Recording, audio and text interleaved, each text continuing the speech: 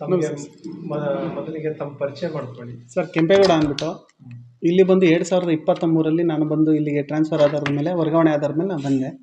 ತದನಂತರ ಇಲ್ಲಿ 20 ಜನ ಆಡಳಿತ ಮಂಡಳಿಯ ಸದಸ್ಯರಿದ್ದಾರೆ. ಅಲ್ಲಿ ಅಧ್ಯಕ್ಷರು ಸಂಬುಲಿಂಗ ಅವರು ಅಂತ ಇದ್ದರು, ಪುಟ್ಟಮ್ಮ ಸಂಬುಲಿಂಗ ಅವರು. ತದನಂತರ ಉಪಾಧ್ಯಕ್ಷರು ಬಂದು ದಕ್ಷಿಣಮೂರ್ತಿಯವರು ಅಂತ ಇದ್ದರು. ಈಗ ಒಟ್ಟು 20 ಜನ ಸದಸ್ಯರ ತಂಡ. ದಿನಾಂಕ ನಮಗೆ 5ನೇ ತಾರೀಕು ಅವರ ಚುನಾವಣಾ ಅವಧಿ ಸಂಪೂರ್ಣ ಮುಕ್ತಾಯಗೊಂಡಿದೆ.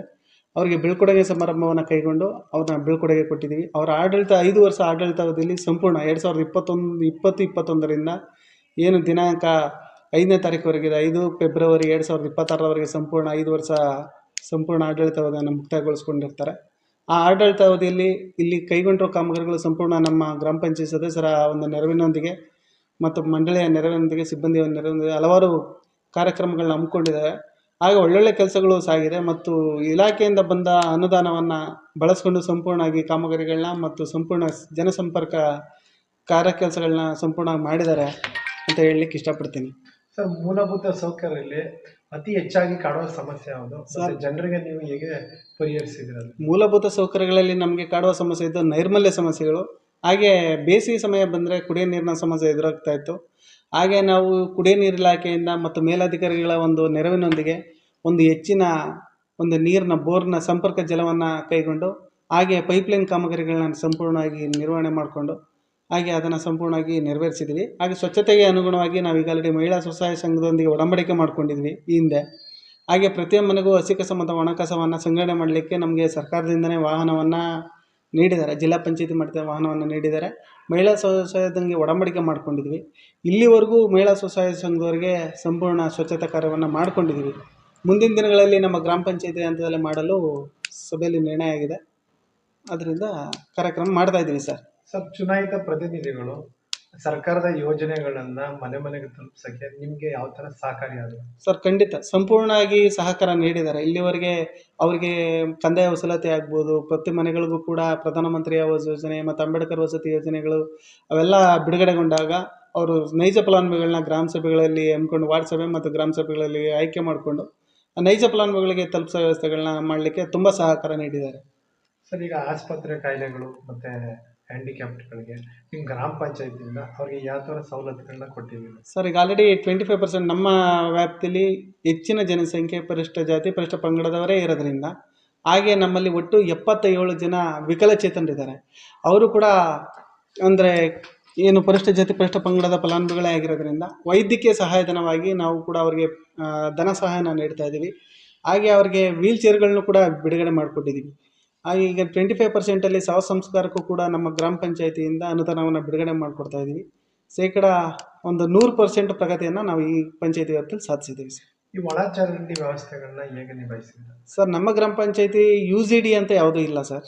ಎಲ್ಲ ತೆರೆದ ಚರಂಡಿನೇ ಇರೋದು. ಅದನ್ನು ವರ್ಷದಲ್ಲಿ 2 ಬಾರಿ ಇರೋಂಥ ಮ್ಯಾನ್ಗಳನ್ನ ಬಳಸ್ಕೊಂಡು ಹಾಗೆ ಅನುದಾನವನ್ನು ಬಳಸ್ಕೊಂಡು ನಾವು ಚರಂಡಿಗಳನ್ನ ಇದನ್ನ ಸ್ವಚ್ಛತೆಯನ್ನು ಮಾಡಿಕೊಡ್ತೇವೆ. ಕೆಲವೊಂದು ಕಡೆ ಚರಂಡಿಗಳಿಗೆ ಮುಚ್ಚಿಬಿಟ್ಟವ್ರೆ ಗ್ರಾಮದಲ್ಲಿ. ಅವ್ರಿಗೆ ಯಾವ ಥರ ತಿಳಿ ಹೇಳಿ ಅವ್ರಿಗೆ ಒಂದು ಚರಂಡಿ ವ್ಯವಸ್ಥೆನ ಸರಿಪಡಿಸಿದ್ದೀವಿ? ಸರ್, ಈಗ ಆಲ್ರೆಡಿ ಅವ್ರಿಗೆ ಮನವರಿಕೆ ಮಾಡಿದ್ದೀವಿ. ಮನವರಿಕೆಗೂ ಬಗ್ಲಿಲ್ಲ ಅಂತ ಪಕ್ಷದಲ್ಲಿ ನೋಟಿಸ್ ಕೊಟ್ಟಿದ್ದೀವಿ. 1-2 ಕಡೆ ಎನ್ಕ್ರೋಚ್ ಆಗಿರೋದನ್ನು ಕೂಡ ಪೊಲೀಸ್ ಅವರ ಸಹಾಯದೊಂದಿಗೆ ನಾವು ಅದನ್ನು ತೆರವು ಕೂಡ ಮಾಡಿಸ್ಕೊಂಡಿದ್ದೀವಿ. ಅದನ್ನು ನಿಮ್ಮ ಸ್ಟಾಫ್ಗೆ, ಉದ್ಯೋಗಿಗಳಿಗೆ ಮತ್ತು ಪೌರ ಕಾರ್ಮಿಕರಿಗೆ, ವಾಟರ್ಮನ್ಗೆ ಈ ಮೂಲಕ ನೀವು ಏನು ಸಂದೇಶ ಕೊಡ್ಬೋದು? ಸರ್, ಖಂಡಿತ ಸರ್. ನಾವು ಬಂದಿರೋದು ಜನರ ಸೇವೆ ಮಾಡಲಿಕ್ಕೆ, ಜನರ ಕೆಲಸ ಮಾಡಲಿಕ್ಕೆ ಅಂತಲೇ ನಾವು ಇರೋದು. ನಮ್ಮ ಸಿಬ್ಬಂದಿಗಳಿಗೆ ಮೊದಲನೇದಾಗಿ ಹೇಳೋದು, ಇಲ್ಲಿ ಬಂದಂಥ ಜನಗಳನ್ನ ಸರಿಯಾಗಿ ಅವ್ರನ್ನ ನೋಡಿಕೊಂಡು ಅಂದರೆ ಬಂದಂಥ ಸಮಸ್ಯೆಗಳನ್ನ ಆಲಿಸಿದ್ರೆ ಮೂಲಭೂತವಾಗಿ ನಮಗೆ ಕೆಲಸ ಮಾಡಲಿಕ್ಕೆ ಅನುಕೂಲ ಆಗುತ್ತೆ. ಮೊದಲನೇದಾಗಿ ಜನರ ಸೇವೆ ಮಾಡೋದೇ ನಮ್ಮ ಕರ್ತವ್ಯ ಆಗಿರೋದ್ರಿಂದ ಜನಗಳಿಗೆ ರೆಸ್ಪಾನ್ಸ್ ಸರಿಯಾಗಿ ಮಾಡಿ ಅಂತ ನಾವು ಬುದ್ಧಿವಾದ ಹೇಳ್ಕೊಂಡು. ಸರ್, ಈಗ ಮುಡುಕ್ತಾರೆ ಅನ್ನೋದು ಒಂದು ಐತಿಹಾಸಿಕ ಸ್ಥಳ, ಅದನ್ನ ಉಳಿಸ್ಕೊಳ್ಳೋಕ್ಕೆ ನೀವೇನು ಪ್ರಯತ್ನ ಮಾಡಲಿಲ್ಲ? ಸರ್, ಈಗ ಸಾಮಾನ್ಯ ಸಭೆಯಲ್ಲಿ ಮಂಜೂರಾತಿಗಳನ್ನ ಸಾಮಾನ್ಯ ಸಭೆ ಮಂಡಳಿನೇ ಅದನ್ನ ಪಾಸ್ ಮಾಡಿದ್ಮೇಲೆ ಅಧಿಕಾರಿಯಾಗಿ ಇದ್ಕೊಂಡು ನಾವೇನು ಮಾಡಲಿಕ್ಕಾಗಲ್ಲ ಸರ್. ಅದ್ರ ಬಗ್ಗೆ ಈಗ ಗ್ರಾಮ ಪಂಚಾಯತಿ ಮಟ್ಟದಲ್ಲೂ ಕೂಡ ಅದನ್ನು ಚರ್ಚೆ ಆಗಿದೆ. ಹಾಗೆ ಅವ್ರು ಏನು ನೋಟಿಫಿಕೇಶನ್ ಕಾಲ್ ಮಾಡಿದ್ರು ಅವಾಗಲೂ ಕೂಡ ಅರ್ಜಿ ಹಾಕಿದ್ದಾರೆ. ಅದಕ್ಕೆ ಸಂಬಂಧಪಟ್ಟ ಸರ್ಕಾರ ಏನಿದೆ ಕ್ರಮ ವಹಿಸ್ಕೋಬೇಕಾಗಿದೆ. ಯುವ ಪೀಳಿಗೆಗೆ ಏನು ಹೇಳಕ್ಕೆ ಬಯಸ್ತೀರಾ? ಸರ್, ಯುವ ಪೀಳಿಗೆಗೆ ಏನಂತ ಹೇಳಿದ್ರೆ ಪಂಚಾಯಿತಿ ಅಂತ ಇರೋದು ತಮ್ಮ ಸೌಕರ್ಯಕ್ಕೆ. ಪಂಚಾಯಿತಿಗೆ ಏನೇ ಆದಾಯ ಬರಬೇಕು ಅಂದರೂ ತಮ್ಮಿಂದನೇ ಬರಬೇಕು.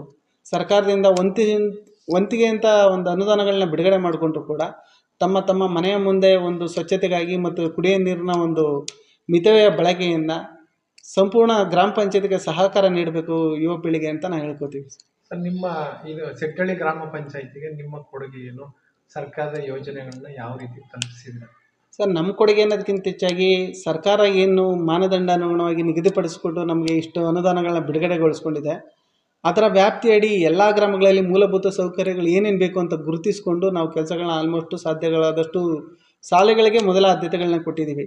ಹಾಗೆ NRG ವತಿಯಿಂದ ನಾವೇನು ಜಾಬ್ ಕಾರ್ಡ್ ಉಳ್ಳವರಾಗಿದ್ದಾರೆ ಅವರೇ ನೇರವಾಗಿ ಬಂದು ಕೆಲಸ ಮಾಡ್ತಾರೆ, ಅವ್ರಿಗೂ ಕೂಡ ಕೂಲಿಯನ್ನು ಬಿಡುಗಡೆ ಮಾಡ್ಕೊಂಡಿದ್ದೀವಿ. ಅವ್ರಿಗೆ ಕೆಲಸ ಕೊಡಲಿಕ್ಕೆ ನಾವು ಆಲ್ರೆಡಿ ತುಂಬ ಶ್ರಮಿಸಿದ್ದೀವಿ. ಹಾಗೆ ಇತ್ತೀಚಿನ ಒಂದು ದಿನಗಳಲ್ಲಿ ಏನು ಸರ್ಕಾರದಿಂದ ಅಂದರೆ 15ನೇ ಹಣಕಾಸು ಬಿಡುಗಡೆಗೊಂಡಿಲ್ಲ. ತದನಂತರ ಮುಂದಿನ ದಿನಗಳಲ್ಲಿ ಅದನ್ನು ಅಲ್ಲಿ ಬಾಕಿ ಉಳಿದಂಥ ಕಾಮಗಾರಿಗಳನ್ನ ಅನುಷ್ಠಾನ ಮಾಡಿಕೊಳ್ಳಲಿಕ್ಕೆ ಬಂದಂಥ ಆಡಳಿತ ಮಂಡಳಿ ಆಗ್ಬೋದು, ಅವರ ನೆರವಿನೊಂದಿಗೆ ಮಾಡಿಕೊಳ್ಳಲಿಕ್ಕೆ ನಾವು ಪ್ರಯತ್ನ ಪಡ್ತೀವಿ ಸರ್. ಸರ್, ಸೆಟ್ಟಳ್ಳಿ ಗ್ರಾಮ ಪಂಚಾಯತಿ ವ್ಯಾಪ್ತಿಗೆ ಸೇರಿದಂಥ ಹಕ್ಕುಪತ್ರ ವಿತರಣೆಯಲ್ಲಿ ನಿಮ್ಮ ಪಾತ್ರ ಏನು? ಸರ್, ಈಗ ಆಲ್ರೆಡಿ ಸರ್ಕಾರದಿಂದ ಮಾನ್ಯ ದೇವಪ್ಪ ಸಾಹೇಬ್ರ ಕಡೆಯಿಂದ ಸೂಚನೆ ಮೇರೆಗೆ ಹಕ್ಕುಪತ್ರ ವಿತರಣೆಗೆ ಕುಕ್ಕೂರು, ಟಿ ಬೆಟ್ಟಲ ಗ್ರಾಮದ ಒಂದು ಕುರುಬಾಂಡಿ ಗ್ರಾಮ, ಹಾಗೆ ವಿಜಯಪುರಕ್ಕೆ ಸಂಬಂಧಪಟ್ಟ ಹೊಸಕುಕ್ಕೂರು ಪಂಗಡ ಪರಿಶಿಷ್ಟ ಜಾತಿ ಕಾಲೋನಿಗೆ ಹಕ್ಕುಪತ್ರ ಬಿಡುಗಡೆ ಆಗ್ತಾ ಇದೆ. ಅದಕ್ಕೆ ಸಂಬಂಧಪಟ್ಟಾಗೆ ಮಾನ್ಯ ತಹಸೀಲ್ದಾರ್ ಅವ್ರ ಕಡೆಯಿಂದ ಈಗ ನಮಗೆ ಅಪ್ರೋಚ್ ಮಾಡಿದ್ದಾರೆ. ಇಷ್ಟು ಒಟ್ಟು 300 ಕುಟುಂಬಗಳಿಗೆ ಹಕ್ಕುಪತ್ರ ವಿತರಣೆ ಮಾಡೋಕ್ಕೆ ಈ ಸೊತ್ತಿಗೆ ಪ್ರಪೋಸಲ್ ಬಂದಿದೆ. ಈಗ ಆಲ್ರೆಡಿ ಒಟ್ಟು ನಮ್ಮಲ್ಲಿ ಇನ್ನು ಕೇವಲ 40 ಕುಟುಂಬಗಳು ಮಾತ್ರ ಬಾಕಿ ಇದೆ. ಅದು ಬಂದು ಕೆಟಗರಿ ಅಂದರೆ ಅವರ ತಕರಾರಿಂದ ಮಾತ್ರ ಉಳಿದಿದೆ. ಇನ್ನು ಉಳಿದಂಥ ಎಲ್ಲ ಕುಟುಂಬಗಳಿಗೂ ಕೂಡ ಸಂಪೂರ್ಣವಾಗಿ 94C ಡಿಲಿ ಹಕ್ಕುಪತ್ರ ವಿತರಣೆ ಆಗಿದೆ.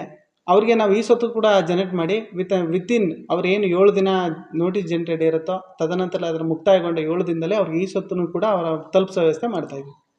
ಮುಂದಿನ ಚುನಾಯಿತ ಸದಸ್ಯರುಗಳಿಗೆ ಏನು ಹೇಳಕ್ಕೆ ಬಯಸ್ತೀರ? ಸರ್, ಇಂದಿನ ಚುನಾಯಿತ ಸದಸ್ಯರ ಅವಧಿ ಮುಗಿದು ಈಗ ಆಲ್ರೆಡಿ ನಮಗೆ ಆಡಳಿತಾಧಿಕಾರಿಯಾಗಿ ಸಹಾಯಕ ಕಾರ್ಯಪಾಲಕ ಅಭಿಯಂತರರಾದ ರತೀಶ್ ಸರ್ ಕುಡಿಯೋ ನೀರಿನ ಇರಿಗೇಷನ್ ಇಲಾಖೆಯವರು ಬಂದಿದ್ದಾರೆ. ಅವರ ಅಧಿಕಾರದಲ್ಲಿ ಈಗ ಮುಂದಿನ ಆಡಳಿತ ಮಂಡಳಿ ಬರುವವರೆಗೂ ಕೂಡ ಕಾರ್ಯವನ್ನು ನಿರ್ವಹಿಸ್ತೀವಿ ಸರ್. ಅವರ ಬಂದ ನಂತರದಲ್ಲಿ ಒಳ್ಳೆಯ ಆಡಳಿತ ಮಂಡಳಿ ಬಂದು ನಮ್ಮ ಪಂಚಾಯಿತಿ ಮಟ್ಟದ ಎಲ್ಲ ಜನಸಾಮಾನ್ಯರಿಗೂ ಕೂಡ ಅನುಕೂಲವಾದಂಥ ಕೆಲಸಕ್ಕೆ ಶ್ರಮಿಸುವಂಥ ಒಂದು ಯುವ ಪೀಳಿಗೆನೇ ಬರಬೇಕು ಅಂತ ನಾನು ಕೇಳ್ಕೊತೀನಿ. ಈಗ ಸೆಟ್ಟಳ್ಳಿ ಗ್ರಾಮ ಪಂಚಾಯತಿಯಲ್ಲಿ ಯಾವುದೇ ಗ್ರಾಮಗಳಾಗಲಿ ನಿಮಗೆ ತುಂಬ ಸಹಕಾರ ಕೊಟ್ಟಿದ್ದಾರೆ, ಮತ್ತು ವರ್ಕಲ್ಲಿ ಒಳ್ಳೆ PDO ಅಂತ ಹೇಳ್ತಾರೆ, ಅದಕ್ಕೆ ಏನು ಹೇಳಕ್ಕೆ ಬಯಸ್ತೀರಾ? ಸರ್, ನಾವು ವರ್ಕಲ್ಲಿ ಒಳ್ಳೆ PDO ಅಂತ ಹೇಳಿಸ್ಕೊಳ್ಳೋಕ್ಕೆ ಇಲ್ಲಿ ಜನಗಳೇ ಆಗ್ಬೋದು ಮತ್ತು ಆಡಳಿತ ಮಂಡಳಿ ತುಂಬ ಸಪೋರ್ಟ್ ಕೊಟ್ಟಿರೋದ್ರಿಂದ ಮಾತ್ರ ನಾವು ಅನ್ನಿಸ್ಕೊಳ್ಳೋಕೆ ಸಾಧ್ಯ. ಈಗ ಎಕ್ಸ್ಪೆಷಲಿ ನಾವು ಬಂದ ತಕ್ಷಣ ಒಳ್ಳೆಯವರು ಅಂತ ಆಗೋಕ್ಕೆ ಯಾರಿಗೂ ಆಗಲ್ಲ. ಜನ ಯಾವ ಥರ ನಮಗೆ ಸ್ಪಂದಿಸ್ತಾರೋ ಅದೇ ಥರ ನಾವು ನಡ್ಕೊಂಡಿದ್ದೀವಿ. ಜನರು ಕೂಡ ಎಲ್ಲ ಇಲ್ಲಿ ಆಡಳಿತ ಸದಸ್ಯರಾಗ್ಬೋದು ಮತ್ತು ಜನಸಾಮಾನ್ಯರು ಕೂಡ ಒಳ್ಳೆ ಕೆಲಸ ಮಾಡಲಿಕ್ಕೆ ಅನುಕೂಲ ಕೊಟ್ಟಿರೋದ್ರಿಂದ ತಾವು ಹೇಳಿರೋ ಒಂದು ಕಾರ್ಯಕ್ಕೆ ನಾನೊಬ್ಬ ಇದಾಗಿದ್ದೀನಿ. ಈಗ ನಿಮ್ಮ ಅವಧಿಯಲ್ಲಿ ನಿಮಗೆ ಬಂದಿರೋದಕ್ಕಂಥ ಸಮಸ್ಯೆ ಯಾವ್ದಾರ ಇದೆಯಾ? ಸರ್, ಸಮಸ್ಯೆ ಅಂತ ಅಂದ್ಕೊಳ್ಳಲ್ಲ ಸರ್. ಸಮಸ್ಯೆ ಅಂತ ಇಲ್ಲ, ಆ ಥರ ಯಾವುದೂ ನನಗಾಗಿಲ್ಲ. ನಾನು ಸಮಸ್ಯೆ ಅಂತ ಅಂದ್ಕೊಂಡ್ರೆ ಸಮಸ್ಯೆ ಬಗೆಹರಿಸೋಕ್ಕಾಗಲ್ಲ. ಅದನ್ನು ಒಂದು ಸ್ವಲ್ಪ ಸಮಸ್ಯೆ ಅಂದ್ಕೊಳ್ಳೋದಕ್ಕಿಂತ ಹೆಚ್ಚಿಗೆ ಅದನ್ನ ಚಾಲೆಂಜಲ್ಲಿ ತೊಗೊಂಡು ಅದನ್ನ ಸರಿದೂಗ್ಸೋಕೆ ಕ್ರಮ ಪಟ್ಟಿದ್ದೀನಿ. ಮುಂದಿನ ಕ್ರಮಗಳೇನು ಸರ್ ಗ್ರಾಮ ಪಂಚಾಯತಿ? ಸರ್, ಮುಂದಿನ ಕ್ರಮ ಮೀನ್ಸ್ ಅಂದರೆ ಯಾವ ವಿಷಯದಲ್ಲಿ? ಯಾವ ಥರ ಅಭಿವೃದ್ಧಿ ಮಾಡಬೇಕು ಅಂದ್ಕೊಂಡಿದ್ದೀವಿ ಸರ್? ಅಭಿವೃದ್ಧಿ ಮೀನ್ಸ್ ಅಂದರೆ ಈಗ ಆಲ್ರೆಡಿ ನಾವು NRG ವತಿಯಿಂದ ಆಗ್ಬೋದು ಮತ್ತು ಎಲ್ಲ ಇಲಾಖೆಗಳಿಂದ ಅನುಗುಣವಾಗಿ ಈಗ ಆಲ್ರೆಡಿ CC ರಸ್ತೆಗಳಾಗೋಗಿದೆ ಸರ್. UGD ಒಂದಾದರೆ ಮೂಲತಃ ನಮಗೆ ಕಸ ಸಂಗ್ರಹಣೆ ವಿಷಯದಲ್ಲಿ ಮತ್ತು ಕುಡಿಯೋ ನೀರಿನ ಒಂದು ಜನಸಾಮಾನ್ಯರಿಗೆ ಕುಡಿಯೋ ನೀರಿನ ಅವೇರ್ನೆಸ್ನ ಮಾಡಿ ಜಲವನ್ನು ಉಳಿಸೋ ಒಂದು ಪ್ರಯತ್ನವನ್ನು ಮಾಡಬೇಕು ಅನ್ನೋದು ನನ್ನ ಒಂದು ಮೊದಲ ಆದ್ಯತೆ. ಈಗ ಆಲ್ರೆಡಿ JJM ವರ್ಕ್ ಎಲ್ಲ ಕಡೆ ಆಗಿದೆ. ಅದನ್ನು ಸಮರ್ಪಕವಾಗಿ ನಿರ್ವಹಣೆ ಮಾಡಿ ಮುಂದಿನ ಹಂತದಲ್ಲಿ ನಿರ್ವಹಣೆ ಮಾಡಿ ಜನಸಾಮಾನ್ಯರಿಗೆ ಇಂತಿಷ್ಟು ನೀರಿನ ಮಿತವ್ಯಯ ಬಳಕೆ ಬಗ್ಗೆ ಒಂದು ಮಾಹಿತಿಗಳನ್ನ ಸಂಪೂರ್ಣವಾಗಿ ನೀಡಿ ಮಿತ ಬಳಕೆಗೆ ಒಂದು ಪ್ರೊಸೆಸ್ ಮಾಡಬೇಕು ಅಂತ. ಕೆಲವೊಂದು ಕಡೆ ನೀರನ್ನ ಫೋಲ್ ಮಾಡ್ತಾ ಇದ್ದಾರೆ, ಕುಕ್ಕೂರು ಆಗಿರ್ಬೋದು, ಈ ಕಡೆ ಸೆಟ್ಟಳ್ಳಿ ಗ್ರಾಮ ಪಂಚಾಯತಿ ಆಗಿರ್ಬೋದು, ನೀರನ್ನ ಬೇಕಾಬಿಟ್ಟು ಬಿಡ್ತಾ ಇದ್ರು. ಅದನ್ನು ನೀವು ಯಾವ ಥರ ಕಂಟ್ರೋಲ್ ಮಾಡಿದ್ದೀರಾ? ಸರ್, ಈಗ ಅವ್ರಿಗೂ ಅವೇರ್ನೆಸ್ ಕೊಟ್ಟಿದ್ದೀವಿ ಸರ್. ಪ್ರತಿಯೊಂದು ಮನೆಗೂ ಮಾಹಿತಿಗಳನ್ನ ನಾವು ನಾನು ಖುದ್ದಾಗಿ ಹೋಗಿ ನೋಡ್ತಾ ಇರೋದೇ ಅದು. ಒಂದು ಮನೆಗೆ ಭೇಟಿ ನೀಡಿದರೆ ಅದು ಮೂಲತಃ ನೀರನ್ನ ಎಲ್ಲಿಗೆ ಹರಿಬಿಡ್ತಾ ಇದ್ದಾರೆ ಅನ್ನೋ ಮಾಹಿತಿಗಳನ್ನ ಖುದ್ದಾಗಿ ಭೇಟಿ ನೀಡಿ ನೀರಿನ ಮಿತಬಳಕೆ ಬಗ್ಗೆ ಅವ್ರಿಗೆ ತಿಳಿಸ್ಕೊಟ್ಟಿದ್ದೀವಿ. ಆಮೇಲೆ ಮುಂದಿನ ದಿನಗಳಲ್ಲಿ ಅದನ್ನ ಟೈಮಿಂಗ್ಸ್ ಹಂತದಲ್ಲಿ ಎಲ್ಲ ವಾಟರ್ ಮ್ಯಾನ್ಗಳಿಗೂ ಮಾಹಿತಿಗಳನ್ನ ಕೊಟ್ಟಿದ್ದೀವಿ. ಟೈಮಿಂಗ್ಸ್ ಹಂತದಲ್ಲಿ ಬಿಡಲಿಕ್ಕೆ ಕ್ರಮ ವಹಿಸ್ತೀವಿ.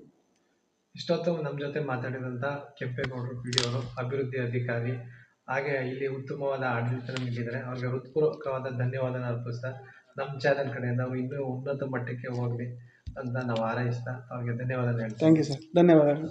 Thank you.